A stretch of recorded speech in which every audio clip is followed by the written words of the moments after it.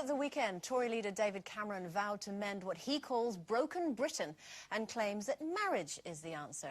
In a speech, he said, "Do I think we'd be a stronger society if more people got married, if few people separated? Yes, I do."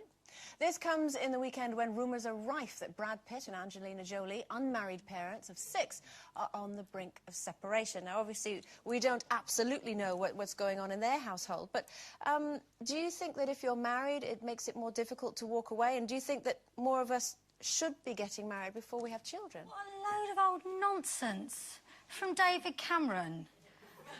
What's he like living in a fairy tale land? But you're just saying that because you're not married. You're in a long-term relationship with a child, but and not I'm married. not a commitment phobe. I'd marry Paul tomorrow, but I just don't like weddings. And I don't need to be married to make...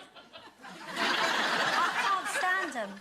It's the frock and the whole thing. It makes you nervous, and then you want to split up with them. But you could do it very quietly. I could do it quietly, but it's expensive as well, isn't it? Not if you do it quietly. No, what if we paid for it?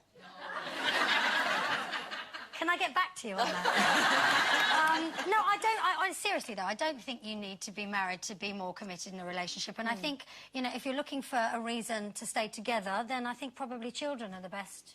They're the glue, I think. Do you not think, again, just, you know, playing devil's advocate with you, do you not think maybe, you know, because of the way that you were brought up, maybe you're keeping one foot slightly outside and one in because you're a bit scared? I'm not got one foot in the back door ready to leave him or anything like that. But I think, you know, in my past experience, on a sort of more serious note, I mean, I am a product of a relationship that happened between my mother and a married man. Yeah. Who, when my mum found out that she was pregnant with me, she found out that in the same week that he was pregnant and that his wife was expecting as well. So he was pregnant. Sorry. I knew what you meant. I come from a very talented family. But basically, it's clouded your vision of marriage. I think that being married, people don't actually honour the vows. I don't believe that they do. I think if you want to stay with somebody, you stay with them, and if you don't, you don't.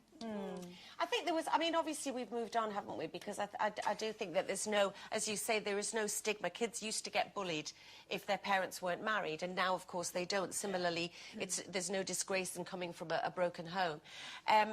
I've been married twice, and I think it depends how you do the vows, because I went for richer, for poorer, for better, for worse, and then in sickness and in health. Sickness and in health. No, I didn't, I'm only joking. But I do... No, I think that... I think that one of the... I think that, and I've said this before in the show, that whether you're married or just in a committed relationship, that I think people should try harder if they have children. I don't think that they should stay together if they're desperately unhappy, because I think the children would mostly agree that they'd rather their parents be happy and split up. But I do think that people shouldn't fall at the first hurdle, which I find that they do. I think that one of the reasons that Tim and I have stayed together after 20 years, because, by God, as people know, we've had our ups and downs, and we've been close. We have considered separating. Why do you stay together? Several times. I mean, there must be a reason, mustn't there? Well, you ask him, because I'm clearly so horrible to him, Sherry. Yeah. Why don't you ask him? Well, I mean, just say why I we do have 2 children, but what I find that keeps us together is the history.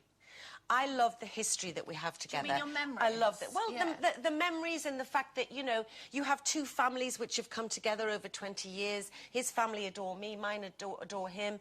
They would both understand and be sympathetic, you know, if things happened, I know. But it's sharing occasions. When we're watching something, say, watching little Louis, you know, play a duck in Wind in the Willows, even though I never knew there was a duck in Wind in the Willows. But anyway, we were watching it, and you sort of look at each other with that kind of... I can't bear the thought of him going on it, you know... But you can have shared history without being married. Do you think it's the fact that you're actually married? No, I don't. I don't. It can't be anyway, because I have to take up on Lisa's point. I don't think children glue a marriage together. I think children can part a marriage. I don't think it should be the 2 people that keep you together. Whether you're married or not, I don't think that's of any importance whatsoever. I think those 2 people and the commitment you make must be without that licence or whatever. If you decide to get married, stronger than the responsibility you have when you share a child. Yeah, but what I'm trying to say is that my brother has been with my sister-in-law, they're not married, for 34 years. They're the strongest couple I know. It's truly wonderful. And they just commit, and they've committed. Now, I stayed in my marriage, admittedly, for Keeley, and it was wrong. It was totally wrong. I should have gone. We would have both been happy with someone else, and Keeley would have had a better life. But it might have worked. If you did, you know, there's... I tried every which way. To be honest, at the end of the day, a happy mummy and daddy make a happy family. That's whether or not you're married. OK, it's time for one final break before we catch up with